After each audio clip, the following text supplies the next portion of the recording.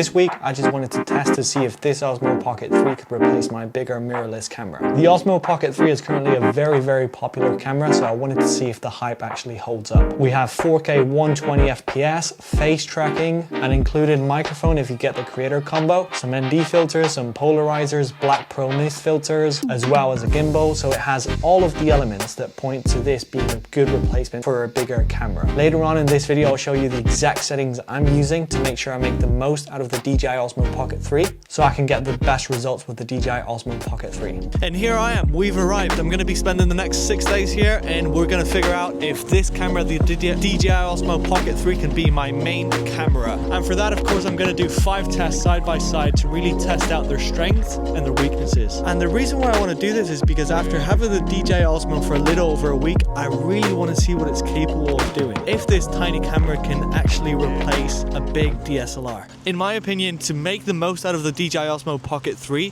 you do need a little bit of knowledge when it comes to using gimbals and using basic functions within a camera to really make it look cinematic. And the first test I want to do is dynamic range. So I'm guessing this backlighting right here, it's not going to look amazing, and that's because the DJI Osmo Pocket has a very small sensor, so you can't really compare it to a big DSLR or mirrorless camera. So I'm guessing this backlighting is going to make me look not that great, so you do have to play around with it. Now, is that a big problem? I don't think so, because you can really play around with it and make it look great. You just have to be aware that the dynamic range is not amazing, or just in terms of extreme dynamic range. Like here, I'm probably okay.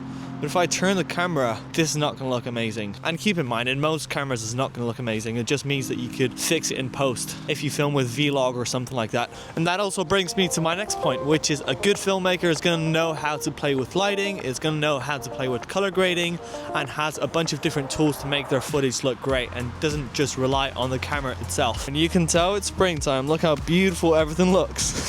Let's go for test number 2. Next test, we have image stabilization and use for handheld filming. With Sony cameras, for example, you do tend to have like a little bit of jitters. It doesn't look amazing just because the stabilization is just not that good. And even with my camera system, the Panasonic GH7, still not quite there. I use a 8 to 18 millimeters, which is super wide angle. And with that, you still have like distortion in the image. But with the gimbal, who's calling me now? But yeah, with the gimbal, you don't have any distortion at all. I think after we start comparing these cameras side by side, we really need to see what priorities are most important for us. So for example, for me, I think versatility is way more important than maybe image quality. I wouldn't like to compromise it, of course, but the DJI Osmo here, I could bring it here into the town. Don't feel weird at all for holding the camera. And the image quality, I think it's good. Next up, we have lens and depth of field. It is true with the DJI Osmo, you are stuck with a 25 millimeters lens, f2.8 aperture, but you have to see if that is really that big of a deal for you. For me personally, I wouldn't see myself changing the lens that often. Of course, if I needed to do a professional shoot and I needed a 30 millimeter lens, then yes, of course. But I personally think all of these points I'm making here, they're all relative. It could be either good or bad for you. For me, I can see myself working around the DJI Osmo and its limitations. There are some reviews I've seen that they say quality you get from the DJI Osmo is similar to like an iPhone. And I guess to some extent I would agree with them. You can get some similar shots with your iPhone, but the capabilities this camera has are closer to an actual camera than to an iPhone. When I first picked up the DJI Osmo, the first thing that popped into my mind was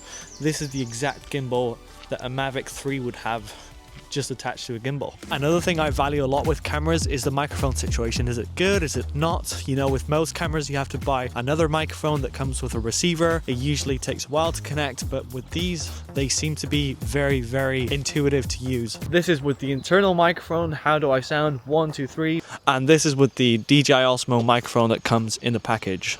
1, 2, 3, how do I sound? Not to say that the quality is actually better than most Rode microphones. And now without any further ado, I'll show you the exact settings I use to make sure I get cinematic results with the DJI Osmo Pocket 3. First of all, you are going to need some polarized filters. These are tiny. I got these from K&F and they cost me about 15 euros. The reason behind these is to make sure you get rid of the digital look of the DJI Osmo Pocket, and so you can also lower the shutter speed so you get some natural motion blur. Secondly, if you get the creator combo, this will come with the black pro mist filter. this is great for highlight roll off. So if you don't have it already, I would make sure to purchase that. Next up, I film everything in 4K 60 frames per second to make sure I have the possibility of slowing down my footage. I make sure to film everything in D-Log-M to make the most out of this image. Because it's a small sensor, I want to max out those colors. And D-Log-M allows me the flexibility to increase or decrease the contrast in post-production. Now for the exposure, because I use a black promise filter, the CPL, and an ND filter, I actually leave it on auto because I want this to be a versatile camera. For the ISO, I keep the range between 50 to 800. I've tested it in different conditions and I found that 800 is my maximum